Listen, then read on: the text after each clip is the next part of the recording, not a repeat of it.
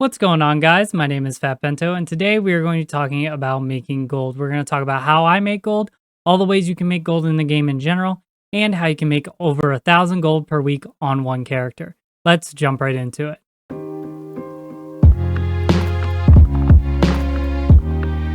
So, as you probably already know, gold is the form of currency in Blade & Soul.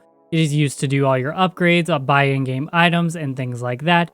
And having a lot of it is very, very important. There are basically two ways to acquire gold in the game. One is by doing quests that reward you gold, and the other is by going into the marketplace and selling all of your tradable items. This video, we're not going to talk too much about the marketplace, just know that it is an option to make gold. This video will focus more on the quest side of making gold, the PvE aspect, and how much you can make by doing as many quests as possible. So because I don't want to do basic math, I put together a spreadsheet that'll do it for me and show you the 4 basic ways that you can make gold. So this top section is all about how much gold you can make based on certain types of quests. So the heroic dungeon section, solo dungeon section, weeklies, and raids. These top 2 can be done pretty much every day, so think of it as you can make 127 gold per day if you do all the heroic dungeons on the list. And same thing with the solo dungeons. The tier below that is basically everything you can do once a week, except for MSP, which you can actually do daily. But it is still classified as a raid, so I put it in the raid section. Same thing as before, the totals at the bottom, think about them that you're doing all of them in one day, especially because this MSP number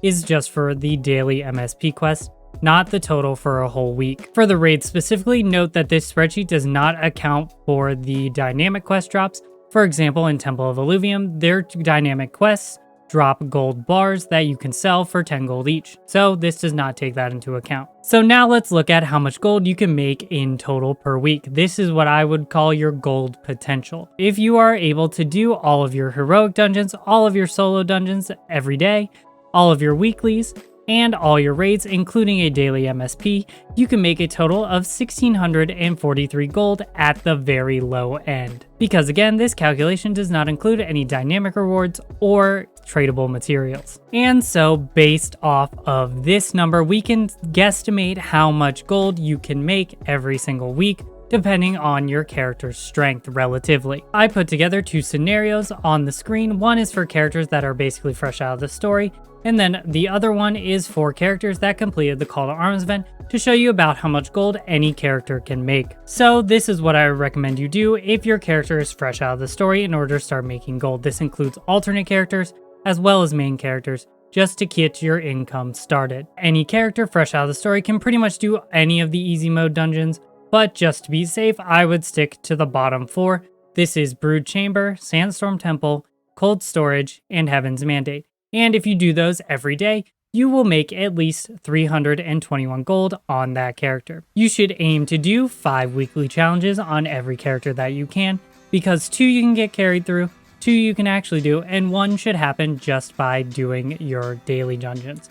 Because if you look here in your weekly challenge, as you can see, after you do 2, you get 50 gold, 4, you get another 50 gold, and 5, you get another 50 gold. So that is why, even on your alts, you should try and do a weekly challenge every single week. As for solo dungeons, you should be looking at doing Mushin's Tower, floor 7 and floor 20, as well as Moon Refuge every single day. And lastly, you should be looking to do 3 raids. This is Skybreak Spire, Temple of Illuvium, and Scion's Keep. In terms of finding parties for these, they are very, very easy to find, though Skybreak Spire I have seen a lot less often after the Unreal Engine 4 update, so whenever you see it, I recommend trying to get into it as quickly as possible. In addition, generally people do Temple of Illuvium and Scion's Keep together, so if you do one, be sure to do the other. And so for not even that much effort, a new character fresh out of the story can make 671 gold at minimum a week. Now let's look at a character like my main who did the Call to Arms event and is a little bit more geared than being fresh out of the story. The maximum gold potential is a lot higher because you have more gear. This just makes sense. The extra 1 weekly that you can do basically only rewards you an extra 55 gold, so don't worry about it too much. In addition to your Mushin's Tower and Moon Refuge dungeons, you can add 3 more. This is Outlaw Island, Circle of Sundering, and Den of the Ancients. At first, I would recommend doing Outlaw Island and Circle of Sundering because they together basically add up to what Den of the Ancients makes you in a week, especially because Den of the Ancients is rather intense for the mechanics and it takes a little while to learn. So Don't worry about it if you can't do it, just keep trying, and eventually you'll be able to do it. You also have the ability to do all the raids listed on the sheet, but you will start requiring mechanics depending on the party at Nightfall Sanctuary and for sure in Temple of Succession. Lastly, for fun, we're going to talk about my gold because, you know, ever since the Twitch leak, it seems to be a trend to expose your income, so let's do it. So what I do on my main character every single day is I do 9 heroic dungeons, 6 weeklies in a week, Circle of Sundering and Den of the Ancients every day, and Skybreak Spire, Temple of Illuvium, and Science Keep for raids, all for a total of 1,357.62 gold. As you can see, I have a lot more room to grow. If I really wanted to do everything I've listed, I can make an additional 300 gold a week, but this is personally enough for me to keep enjoying the game. I limit it to this because I can make more gold by using my other characters. So as a fun little experiment, I've decided to calculate out the maximum gold potential for my account just to see how much gold I could make a week if I did everything that is possible on my characters. So we already talked about my Dual Blader. My Warden is at Grand Celestial 6 and can basically do the same thing that my Dual Blader can do, minus Den of the Ancients. My Archer is fresh out of the story, and we already talked about how much gold someone fresh out of the story should be making. My Blade Master, Gunner, and Warlock are all sitting around Aranzu 9 because I finished the story on them before they updated to give out a Grand Celestial 3 weapon. So basically the only thing that they can do that's really worth it is doing Skybreak Spire, Scion's Keep, and Temple of Illuvium. So if I did everything possible on all of my characters, I would make exactly 3,821 gold a week, which is absolutely insane to think about. I knew that alts were important, but after calculating it out, it is much more apparent to me that alts are important.